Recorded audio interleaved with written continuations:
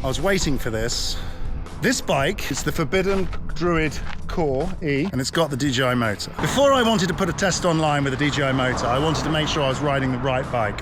I didn't really want to ride the Amflow, so I basically knew that bike was a cheap catalogue bike with a big motor stuck on it. Yes, it rides well for what it is, but this is a proper mountain bike. Proper geometry, proper looks, proper, let's call it, backstory to it. It's an impressive looking bike. And I knew that if I was going to test this bike, I was going to put a test online about this motor, I had to do it on a good bike. This bike is not about selling the motor, it's about the bike. And I want people to realize that before we start. Right, let's go ride. First point, you don't need any pedal pressure to make this work.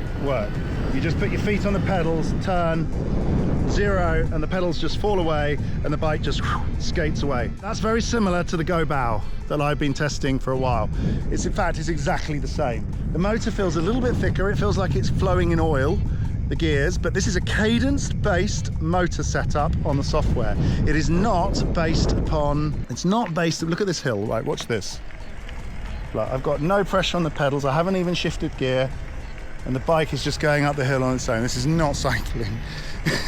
And I am in turbo mode, I have to admit, so full power mode. And if I put my feet on the pedals, I'm just going full speed up the hill. Okay, great, but that's not really cycling, in my opinion. The bike though, geometry, very good, well done. Forbidden have a good bike. Apparently they were indecisive at the time between Fatsuya and DJI, and they went DJI. Probably an intelligent choice. Don't forget the channel is supported by Leah. Today I'm just using half-face helmet, no mouth protection because I'm riding easygoing.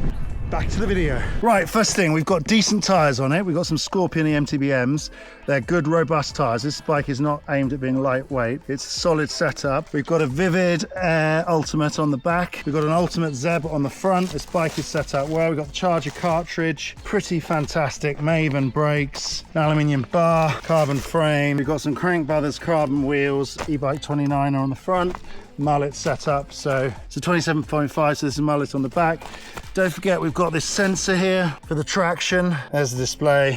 What a bike, beautiful, fantastic. Something I'm not convinced of are these short cranks. Powerful motor in turbo mode, it's fine, but when I'm riding in eco mode, it's really uncomfortable. I don't like it. I'd have longer cranks, but then you'd risk hitting the pedals on technical uphill climbing or uphill motorbiking. We've got a loose, steep climb. We're gonna go and try ride up this now. It's about 30%. We're in 8th gear. This is quite useful actually, being able to know what gear you're in before you even start. It just saves having to look. Put it in a slightly easier gear to start off with. Right, okay, from dead stop, we use the tree actually, so we're not going to fall off backwards. There we go, dead stop, 30%. Boost mode. Wrong gear. But it's slightly ridiculous. It's really smooth traction. It feels like Centrix. It's got the same ride feel. The front does lift a bit. You've got so much power. But it is a motorbike. I mean, look at this. Ooh, that's a motorbike. I did no effort and I'm wheeling up the hill. That is the bicycle doing it. That's not me. Let's do that again. Right, second gear, first gear. No effort, even in turbo. Boost and... Ooh. No effort. I'm not pushing. Seriously. A bit sometimes, but not really. I like the audible warning telling you that boost mode is about to switch off. Okay. Wow. This bike is nice, but like... It's motorbike. Guys, it's motorbiking. You haven't come out with a narrative that support what you're up to. So the motor has gone hyped because people have been paid to hype it, not to test it. No one's tested it. No one has given me any information in the last year that made me think, oh, okay, I get that motor, just from hearing the description. It's because they've been paid to hype it. That's absolutely what's happened. I'm really disappointed in the mountain bike media. They're just too much in the pockets of the brands. You can work with the brands, but don't work for them unless you're explicitly transparent about doing promotional content. Okay to do promotional content, but not if you're not being honest about it, because this motor and this bike system it's being hyped. It's not being explained, and that's the problem. Right, I mean, essentially I'm riding along, nice area, got all the shifting here going on, and out of the box, trying to figure out where I'm going because I don't have a GPS with me and I'm in a place that I do not know. I'm not putting any effort in, nothing at all, zero. Like my feet are moving, my legs are moving, but I'm not doing anything. This is very similar to the Go Bao, exactly the same. I would like to call it the Asian tune. So the companies from Southeast Asia that develop these motors, they do good work, they do good effort, but this is their idea of software tune. It's the same on the cheap bikes, it's the same on the expensive bike. The idea is the pedals are an accelerator, they're not there to pedal. Yes, I'm in turbo mode. Let's put it in eco mode. Feels a bit better. Trail mode though, off we go. A little bit less push, but still. Auto mode, I've been told, is the good one. It's smooth, there's no doubt, it is smooth. But look, I'm just riding up the hill, doing stuff on my phone. Like, why not, no? Really, no effort. I am not doing anything here. It feels really good. There is no complaining. It really, the grip is good, the balance is good, I can feel it. What an impressive bike. Like really, suspension, fantastic, love it. I get it. I know what people like, but it's not cycling. It's a form of motorcycling, except you're turning the pedals. Look, we're gonna go up a big hill over there. It looks like 300 meters. I'm not even looking at the battery. I've used 10% of the battery and I've only gone like 500 meters. You know, if you're blasting around in turbo mode, it's going to use the battery. It's consuming the battery quickly, like the other bikes that have a powerful motor. It consumes it quickly. There's no trying to pretend it doesn't. It doesn't have a more efficient battery. It's the same. It's sucking it like the Bosch does in full power mode. Right, let's go down that lane. That looks nice. Okay, I'm continuing the ride up the hill. Wow, this is perfect. Right, watch this. Let's go up here. I want to show you something. Right gear. Okay. Right, this is where we can tell traction. So let's see how the traction is. What gear am I in? I'm in third. Turbo. Put in boost. Whoop! It conked out. There we go. Got it. Right, the traction on this feels like the Centrix. The same level of traction. Also the Bosch is very good. The new one. Look at this. Steep. Ridiculous.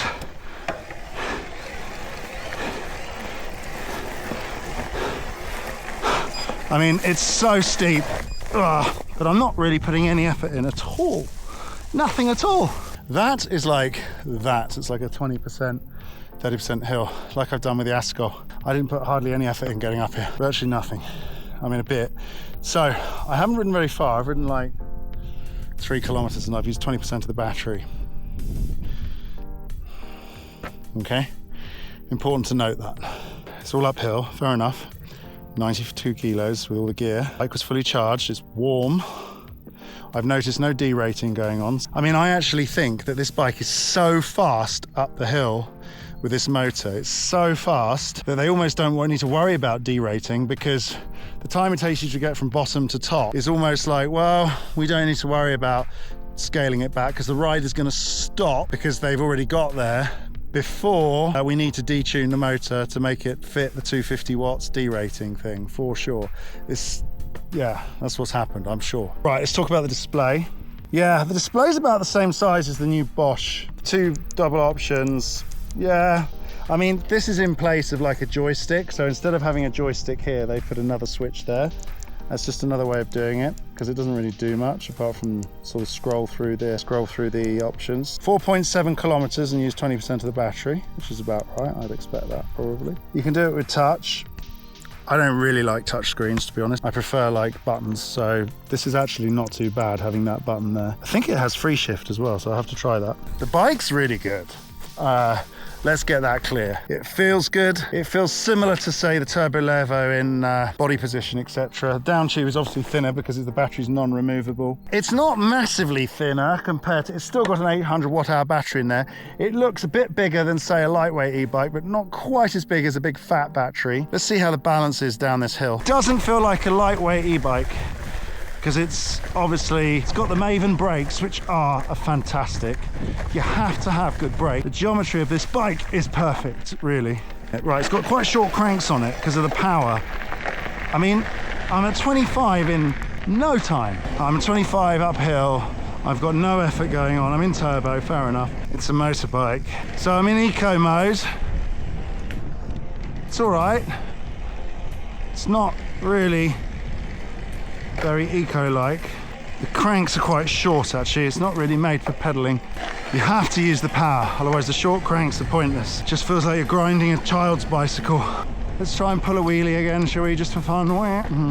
You know, this bike is very much like riding the Paulini after riding all the other bikes before all these super power motors came out. So I really don't know where I'm going. I'm just following a forest track. Hopefully it takes me down. If not, I'm not worried because I've got so much power that I can come back up. I do have to watch the battery consumption though. The bike rides really well. The suspension is epic. I mean, that's like, I can feel it even on this forest track. I mean, it's equivalent of like a trail if it was. It's really stable. Really stable. We don't need to worry about pedaling too much. This bike kind of does it for us. Okay, this is a good example, right? It's auto shifting. My bike is auto shifting. I'm really not putting any effort in here at all. Like, if I put effort in, it improves the cadence. It's like the power pushes you and improves the cadence. It's not torque operated. If I put harder on there, I don't really feel any increase in torque, which is interesting. I mean, boost mode is fun. This is boost mode.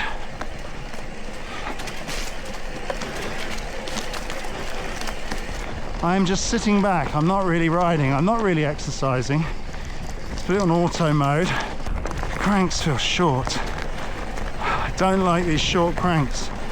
Yeah, you can detune it, but right, we're in trail mode now. This trail mode is absurd. Oh, DJI, you really didn't want me to use this bike, did you? It's full power all of the time. It doesn't feel like it ever lets up. The suspension's amazing. I mean, it helps to be the top of the line. Da, da, da, da, da.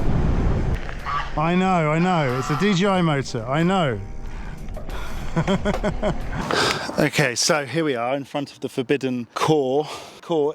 It's got 160mm front, 150mm rear. This is like an all-mountain enduro bike. It's a really good bike, whatever it is. It's whatever category you want to put it in, it's definitely an interesting bike. So I want to talk to you about the DJI Avinox M1. I think the first thing that's worth pointing out is this motor's kind of already old. So apparently in the background, there's already another motor in existence, which is supposed to be a bit better than this, a bit more refined. So I'm trying to put together all my conclusions of riding it, and you know, I've ridden it before this, but this is the first time I've actually taken a camera with me because I wanted to actually record my reaction to the whole. I wanted a decent bike to actually test this motor on. It's been put on a good bike, and I don't think there are many good DJI based bikes, because if I look at all the other bikes out there, the styling, they're just not good. This looks amazing. This bike is good. It looks amazing. Feeling on uphill, downhill, balance. It's as you would expect from a high-end quality brand like Forbidden. This is what this motor should be mounted on. What I feel like's happened is they've taken catalogue frames and they've just bolted a powerful motor to it, and that's not real. And then they're selling it based off the motor. They're not selling it based off the bike. If you've pre-ordered this, or if you've ordered this bike and you're waiting for it to come, you're not going to be disappointed. It is a fantastic bike. Honestly, it rides very much like a Go-Bow motor that I tested previously. The Ascol motor is also very powerful, in line with this, but the Ascol really does have more of a bicycle feel to it, closer to the Bosch feel, but with more power than this. This feels more like the Go-Bow, which means it's a cadenced based pedaling experience. So you pedal, the computer understands that you're turning the pedals, and it just gives you power. It doesn't wait for a particularly strong torque or pressure on the pedals. It just gives you sort of maximum power. The pedals just kind of fall away from you as you're pedaling. You really need zero effort to ride this in all conditions. In that sense, it feels very much like those sorts of base level e-bikes that cost around €1,000. They got the same systems there. They don't even have torque sensors on them. This obviously has a torque sensor. It seems to be more of the software tune that is coming out of Asia. If it's an Asia-based motor, like the Gobao, like this DJI, like the other systems out there, then they're moving more towards just pure power, just pushing you along, and very little input from the rider. I mean, this requires very little input. Even in the lower power modes, it's the motor doing all the work. If you give it, say in trail mode or in turbo mode, you give it a bit of pressure with your foot, it doesn't have the same response as, say, a Bosch motor with the latest tune. That has more of a connection to the rider. This feels a little bit disconnected from the rider. You spin it and it goes, and then it kind of makes an assessment on how you're spinning it to what kind of power level it's giving you. It doesn't feel like it's reading the torque and really connected to the rider. So if you imagine a wave of power and the rider is either on the peak of the wave, slightly behind it, and the wave is charging forward for it and it's just riding the back of the wave, or right in the crest there. The Bosch feels closer to the top and sort of on the crest, very much dependent on what the rider wants. This feels like you're a little bit on the crest of the wave or towards the back of the wave, feeling very much like the motor's deciding more what's going to happen. Doesn't feel like the rider is in control in the same way as with other motor systems. I did 460 meters and I used 40% of the battery. I was hooning it around in turbo mode, auto mode and boost a couple of times. I did about 18 kilometers, so pretty much in line with other motors' consumption. In fact, it's consuming a little bit more because it is 1,000 watts. So it's not giving you magically finding power and autonomy from somewhere. It's actually consuming more power. I've got the 800 watt hour battery, put it up against the 750 watt Bosch motor. The Bosch will last longer for sure if you're hooning it around in turbo mode all the time, because this thing is consuming energy. Not emphasize that, it does use power. It's not super efficient like everyone says. That's not true. It's in line with physics. Power equals voltage times current. You draw more current, draw more voltage, uses more power. There's a certain amount of power in the battery and you can't escape that. Just wanted to be a first experience for you, and I'll come back at some point and ride it more. The bike fundamentally is a fantastic bike. It rides really amazingly well. Smooth, the suspension has got good response, the geometry feels fantastic, steering feels good, in and out of corners feels amazing. Balance on the bike, even with all this power, feels pretty good. I have to say, even uphill, front wheel doesn't really lift unless you deliberately pull it. You can wheelie it at any time, that's true. I don't think they did much wrong with that. I haven't ridden it on hardcore Enduro trails. It's more of an all-mountain bike, this version, but obviously you're buying a high-end bike, you're going to get high-end components and a high-end ride feel, that's for sure. And I'm kind of happy that I did more of a review on the Gobao before I did this, because at the end of the day that gives a good baseline to what you expect from the Asian motor makers, and I think this is a good indication of what they want. They just want that sort of motorcycles type feeling where you're riding along, just spin your legs and the bike just powers along on its own. Yes, you can put your own effort in, but I don't think it predisposes you to. I think it encourages you to not put your own effort in. It encourages you to more go with the flow, just, yeah, we'll just do what the motor's doing, why not? And yeah, why not indeed? You can have fun. And it is a little bit like having a chairlift, I suppose. People would have that, and that's what they like. But you've got the disadvantage of all the weight. I mean, you know, if you want a chairlift, ride a chairlift and get a normal bike.